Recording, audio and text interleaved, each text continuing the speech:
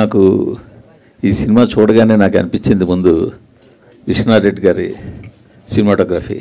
ఇమీడియట్గా ట్వీట్ చేశాను నేను, మీరు చూసుంటారు సార్. మార్నింగ్ లేవడంతోనే ఆ ట్వీట్తోనే సార్ నిజంగా ఒక్కొక్క ఫ్రేము ఒక్కొక్క వాల్పేపర్ లాగా ఒక స్క్రీన్ సేవర్ లాగా చేసే ఎక్సలెంట్. ఎందుకంటే మనం పెద్ద పెద్ద పేర్లు వింటుంటాం తప్పించి తర్వాత వెతికితే మీ ప్రొఫైల్ అంతా చూసి ఓహో గామి ఈయనే చేశారా, బాగా చేశారా అనిపించింది. Congrats sir. Thanks sir. Next ఈ సినిమాలో ఆవిడ స్టీల్ ది షో అంటే ఆవిడ బాగా చేశారు, దాని గురించి చెప్పక్కర్లేదు. బట్ ఈ సినిమా మీద నాకున్న అబ్జెక్షన్ మొత్తం చెప్తున్నాను, నా క్వశ్చన్ కాదు. ఆవిడ ఇందాక స్టేజ్ మీద ఒక్కొక్కరిని పిలిచినప్పుడు సుద్ది అయోధ్య గారు రండి ఏదో క్యారెక్టర్ పేరుతో పిలిచారు. ఆయన ఏమని పిలిచారండి మీరు రమ్మని స్టేజ్ మీకి? పంతులు గారు రండి అని పిలిచారు. అదే ఎందుకు అలా పిలవాల్సి వచ్చిందంటే ఆవిడ తప్పు కాదండి. సినిమాలో హీరో కులమైనా చెప్పారా, హీరోయిన్ కులం చెప్పారా, హీరో తండ్రి ఇంకో క్యారెక్టర్ ఎవరిదైనా కులం చెప్పారా? అంటే ఒక రేప్ చేసే విలన్ క్యారెక్టర్ చూపించాల్సి వస్తే మీకు బ్రాహ్మణ్ కావాల్సి వచ్చిందా ఏంటనేది? యాక్చువల్గా ఇక్కడ ఉండండి, నేను మాట్లాడుతున్నాను. కాశీ లాంటి పవిత్రమైన పుణ్యక్షేత్రంలో మీకు ఫైట్ సీక్వెన్స్, రేప్ సీక్వెన్స్ తీయడానికి ఒక కబేలా కావాల్సి వచ్చిందా? కాశీ లాంటి ఒక పుణ్యక్షేత్రంలో ఒక పంతులు ఒక ముస్లిము కలిపి రేపు సీన్కి అసిస్ట్ చేసినట్టు తీయాల్సి వచ్చిందా? ఏంటండి మైండ్ సెట్? ఏమి ఓ కాపు కమ్మ రెడ్డి బ్రాహ్మణ్ చెప్పలేపారా హీరోని? లేదు ఇంకోటి చెప్పలేపారా? యాక్చువల్గా క్యారెక్టర్ పేరు పోనీటేల్ గాయ్ అని ఉంటుంది sir, but I don't know who has given that name. అది తప్పుగా ఇచ్చారు. అక్కడ ప్రొజెక్ట్ చేయడం కూడా అలాగే ప్రొజెక్ట్ చేశారు కదా సార్. క్యారెక్టర్ పేరు హారతికి రావాలి, హారతి టైం అవుతుంది అని చెప్పి. అంటే నేనేమంటే మీరు ఇప్పుడు ఒక పర్సన్ టార్గెట్ చేయాలనుకున్నప్పుడు చేస్తే చేయండి, అది మీ ఇష్టమే కాదనంటల్లా. నేను ఇది ఎక్కడైనా ఒక ఇండికేషన్ ఇచ్చారా, ఒక ఇంటి పేరు చెప్పారా? అయ్యో హీరో ఈ హీరో ఇప్పుడు ఆయన పేరు హనురెడ్డి, బట్ సినిమాలో అయితే రెడ్డి కాదు కదా. చెప్పడంలో మేబీ ఆయన రైటరు, ఆయన ఇంగ్లీష్ కాదు కదా. ఆవిడ శుద్ధి ఏజ్ ప్రపంచంలో దేనికైనా ఉండొచ్చు. కరెక్టే సార్.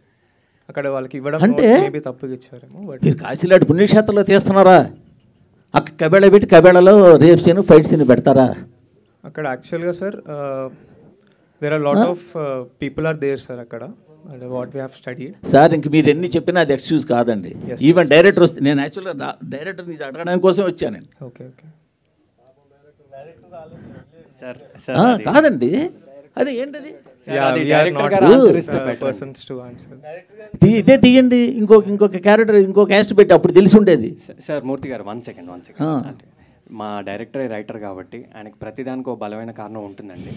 దయచేసి మీరు నిజంగా ఆయన అడిగితేనే బెటర్ అండి. అంటే మీకు లైవ్ అందరూ చూస్తున్నారు, అందరిలోకి వెళ్తుంది, ఆయన చూస్తాడు, ఆయన కారణం చెప్పి ఉండొచ్చు, వేరే సంగతి. బట్ నేనైతే చెప్తున్నా సార్, 2 అబ్జెక్షన్స్. ఒకటి సరే ఓకే, కాశీలో పురోహితుడినే చూపించాడు, ఆయన ఇష్టం చూపించుకోమన్నాడు. కాశీలో పుణ్యక్షేత్రం అండి, ఆ పుణ్యక్షేత్రంలో ఒక కబేళా చూపించి అంత భారీ కబేళా పెట్టి ఆ కబేళాలో ఒక ముస్లింలు పెట్టి వాళ్ళేమో ఈ పంతులు సపోర్ట్ చేసినట్టు ఏంటండి? ఏం చెప్పదలుచుకున్నారు ఇండైరెక్ట్గా మీరు? ఏమి అంతవరకు చెప్పాల్సిన సినిమా మొత్తం మీరు అంత చేశారుగా. క్లాసిక్గా గీతాంజలి క్యాసెట్ పెట్టావు, హెడ్ ఫోన్స్ పెట్టావు, దాన్ని నేను ఒక క్లాసిక్ సినిమా ప్రొజెక్ట్ చేయబోతున్నానని ఇండికేషన్లు ఎన్నో ఇచ్చారు కదా, వాటి గురించి నేనేం అనలేదే. సో ఇప్పుడు ఆయన ఫోటోగ్రఫీ అద్భుతంగా తీశారే, నేను కాదనలేదే. బ్యాక్గ్రౌండ్ స్కోర్ ఎక్సలెంట్ చేశారే, బాగుందనలేదే. అది కరెక్ట్ కాదు, అది నేను చెప్పేది.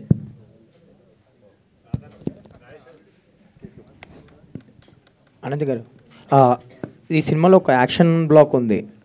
లైక్ ఇబ్బంది పడ్డారా చేసేటప్పుడు, లేదంటే ఛాలెంజింగ్గా తీసుకొని చేశారా? ఎందుకంటే స్క్రీన్ మీద మంచి రెస్పాన్స్ వచ్చింది ఆ యాక్షన్ ఎపిసోడ్స్. యాక్చువల్లీ అది ఫస్ట్ డే అదే షూట్ చేశా, ఫైట్ సీక్వెన్స్. సో కొంచెం ఇబ్బంది కాదు, కొంచెం ఛాలెంజింగ్గా అయ్యింది. కానీ ఐ థింక్ ఆ ఫైటర్స్ అన్న అయినా మనం ప్రాక్టీస్ కూడా చేసా. So it was actually comfortable. దానికి సంబంధించి మీకు వచ్చిన బెస్ట్ కాంప్లిమెంట్ ఏంటి? అంటే థియేటర్స్లో మంచి రెస్పాన్స్ వచ్చింది అది యాక్షన్ బ్లాక్కి. సో మీకు వచ్చిన బెస్ట్ కాంప్లిమెంట్ ఏంటి? చాలా కాంప్లిమెంట్స్ వస్తున్నాయి. ఐ థింక్ ఫైట్ సీక్వెన్స్ గురించి అందరూ మాట్లాడుతున్నాం, అండ్ చాలా కాంప్లిమెంట్స్ ఉన్నాయి. సో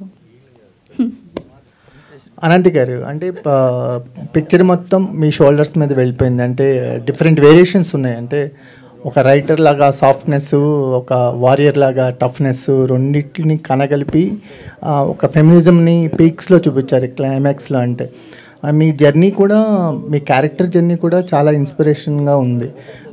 మీ క్యారెక్టర్కి మీకు ఏమైనా రిలేటబుల్ ఫ్యాక్టర్స్ ఉన్నాయా? నా క్యారెక్టర్కి అండ్ శృతి అయోధ్య క్యారెక్టర్ గురించి చెప్తున్నావా? చాలా ఐ థింక్ చాలా చాలా స్పేస్లో చాలా కొంచెం కొంచెం థింగ్స్లో వీఆర్ కొంచెం కనెక్ట్. కొంచెం కొంచెం చెప్పండి. ఐ థింక్ రైటర్ కాకుండా ఆర్ రైటర్ కాకుండా I think everything is so connected. మీరు కూడా ఫోన్ వాడరా? వాడతా.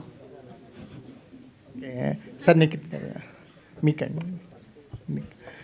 సరే అండి, మేము సర్ప్రైజ్గా ఫీల్ అయింది ఏంటంటే ఫ్రెండ్స్ ఎప్పుడు హీరోస్ పక్కన హీరోయిన్స్ పక్కన అంటే వాళ్ళు స్క్రీన్లో ఉన్నప్పుడు మాత్రమే చూపిస్తారు తప్ప వాళ్ళకంటూ సపరేట్ ట్రాక్స్, అంత బలమైన ఎమోషనల్ ట్రాక్స్ ఎక్కడ చూడలేదు రీసెంట్ టైమ్స్లో కూడా. మీకు మీ ఫాదర్కి ఉన్న స్ట్రగుల్ చూస్తే అసలు ఈ స్ట్రగుల్ మీద ఒక సినిమా చేయొచ్చు కదా అనిపించింది. అంత బలమైన ట్రాక్ ఉంది. సో ఇంత ఒక పర్పస్ఫుల్ క్యారెక్టర్, అంటే ఫ్రెండ్ క్యారెక్టర్స్ని చాలా అండర్ రేట్ చేస్తారు. వాళ్ళు ఉన్నప్పుడే వస్తారు, తర్వాత వాళ్ళ లైఫ్ ఏంటో ఎవరికి తెలియదు. కానీ ఆ పాత్ని బ్రేక్ చేస్తూ మీ క్యారెక్టర్ ఉంది, ఎలా ఫీల్ అవుతున్నారు?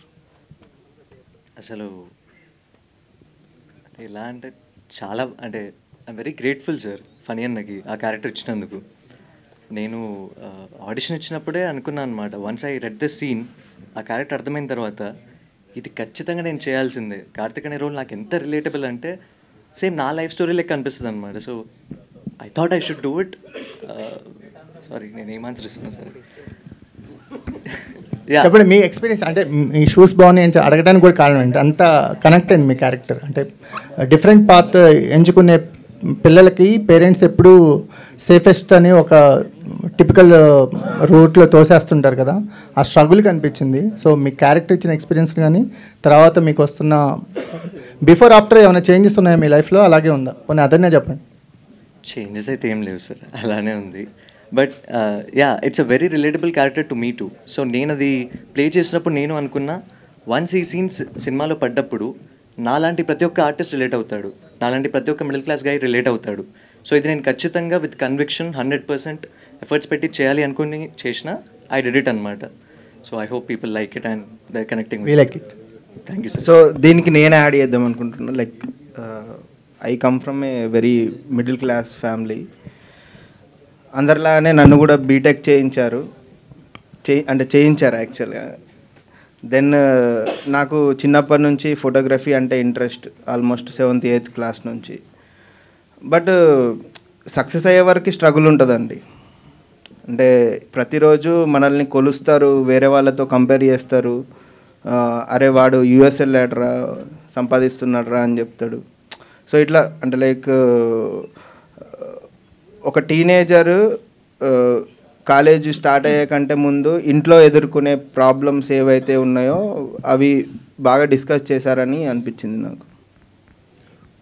హలో అండి, నాది క్వశ్చన్ ఏం లేదు కానీ విశ్వనాథ్ రెడ్డి గారు మీరైతే అమేజింగ్, ఫోటోగ్రఫీ అదిరిపోయింది. చాలా థ్యాంక్స్. యాక్చువల్గా సినిమా చూసిన తర్వాత ఫోటోగ్రఫీనే అందరికి బాగా గుర్తొస్తుంది. పోస్ట్ కార్డ్ లాగా ఉంది, ఒక్కొక్క సీను అదిరిపోయింది, మీదే హైలైట్. మీకు గామిక్ అవార్డు వచ్చింది, దీనికి కూడా యూ డిజర్వ్ అనదర్ అవార్డ్. చాలా థ్యాంక్స్ సార్. హాయ్ అండి, కంగ్రాచులేషన్స్ అనంతి గారు, చాలా బాగుంది మీ క్యారెక్టర్. సినిమా రిలీజ్ అయిన తర్వాత కూడా చాలా అందరు కూడా రివ్యూస్ కూడా చాలా బాగా ఇచ్చారు. కాకపోతే ఏంటంటే మొత్తం కూడా బయట మొత్తం ఇప్పుడు కుబేరా ఇది నడుస్తుంది. అంటే ఆ సినిమా రిలీజ్ రావటం వల్ల మీకు కొద్దిగా ఇబ్బంది అయింది అనిపిస్తుంది, అవునా? లేదు, కొంచెం టైం పడుతుంది కదా.